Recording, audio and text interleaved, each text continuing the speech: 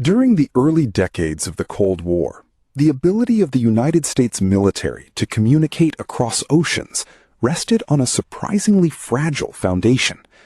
Long-range international communications depended almost entirely on two physical methods: physical undersea cables or radio signals reflected off the Earth's natural ionosphere.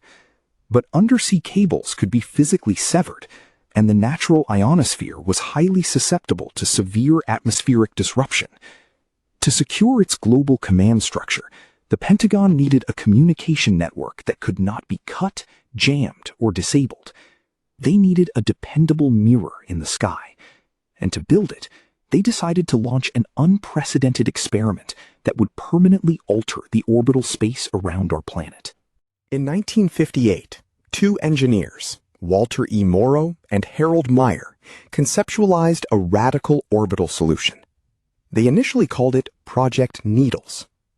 Directed and funded by the United States Air Force and the Department of Defense, the execution of the project was handed to the researchers at MIT Lincoln Laboratory. The initiative, officially rebranded as Project Westford, aimed to construct a permanent artificial ionosphere positioned in medium Earth orbit. Rather than relying on the unpredictable natural atmosphere to bounce radio signals over the horizon, the military would engineer its own indestructible artificial reflector ring. This copper belt would encircle the globe, ensuring secure military transmissions. The engineering behind Project Westford was both brilliant and highly peculiar. The project payload was specifically designed to deploy 480 million copper needles into a nearly polar orbit at an altitude of approximately 3,500 to 3,800 kilometers above the Earth. Each individual copper needle was precision manufactured to a length of 1.78 centimeters. This exact dimension was equal to half the wavelength of the project's 8 gigahertz transmission frequency, fundamentally turning every single microscopic needle into a perfect dipole antenna. To survive the journey into space, the needles were packed tightly into a cylinder using a specialized naphthalene gel. This chemical binder was designed to sublimate in the vacuum of space, turning from a solid directly into a gas to gently release the millions of tiny antennas. On October 21, 1961, the military made its first attempt, piggybacking the dispenser on the Midas IV launch vehicle. But the mechanism failed. The gel did not sublimate correctly, and the needles remained fused together in 4 useless clumps tumbling through the orbital void. The sheer audacity of the United States unilaterally deploying millions of metallic objects into orbit triggered severe global alarm. The revelation of the artificial ionosphere project ignited a fierce international scientific backlash. In Great Britain, Sir Bernard Lovell of the Jodrell Bank Observatory publicly opposed the project, while astronomer Fred Hoyle went so far as to condemn Project Westford as a major intellectual crime. Formal protests were quickly issued by the Royal Astronomical Society and the International Astronomical Union, who feared the artificial copper belt would permanently obscure astronomical observations. The diplomatic fallout escalated all the way to the United Nations, where United States Ambassador Adlai Stevenson was forced to formally defend the controversial experiment before an angry international community. Undeterred by the mounting scientific protests, the military pushed forward. On May 9, 1963, a second launch attempt successfully carried the copper payload into orbit.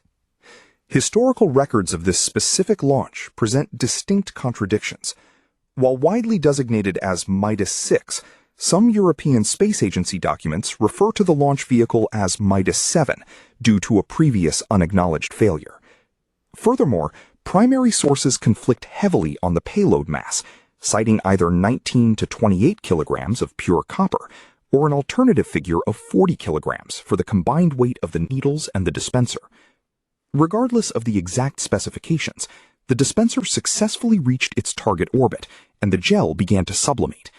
The release worked, though sources again disagree on the final dispersion, estimating anywhere from over 400 million needles down to just 120 million to 215 million, representing nearly 15 to 40% of the total payload. Days later, on May 14, 1963, engineers achieved a major technical milestone.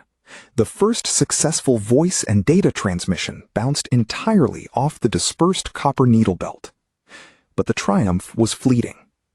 As the millions of needles continued spreading out along their orbital path, the density of the reflective cloud dropped rapidly. By June 18, 1963, the transmission signal had degraded significantly to a sluggish 400 bits per second. Just weeks later, on July 2, 1963, the Project Westford experiment was officially terminated. Its rapid demise, however, was mostly due to the march of technological innovation. Almost a year earlier, on July 10, 1962, AT&T had launched Telstar 1, the world's first active communications satellite. The advent of active satellite technology rendered massive passive reflector systems like Project Westford functionally obsolete. While the artificial ionosphere proved to be a technological dead end, its legacy permanently altered the geopolitical landscape of space exploration. The global outcry over an American military project polluting the orbital commons proved that space could not simply be treated as an unregulated testing ground. The intense diplomatic friction caused by the copper ring directly influenced international policy, culminating in the signing of the Outer Space Treaty in 1967. Specifically, the international fallout from Project Westford helped shape Article 9 of the treaty, which established mandatory consultation mechanisms for any experiments that could potentially interfere with the peaceful exploration of space. Today, the remnants of Project Westford continue to orbit our planet. Tracking discrepancies persist, with 2013 sources reporting 46 remaining debris clumps, while 2024 tracking data identifies 44 clumps larger than 10 centimeters. These enduring metallic clusters serve as a quiet, orbiting monument to a brief moment in the Cold War when humanity tried to encase the Earth in a shield of copper.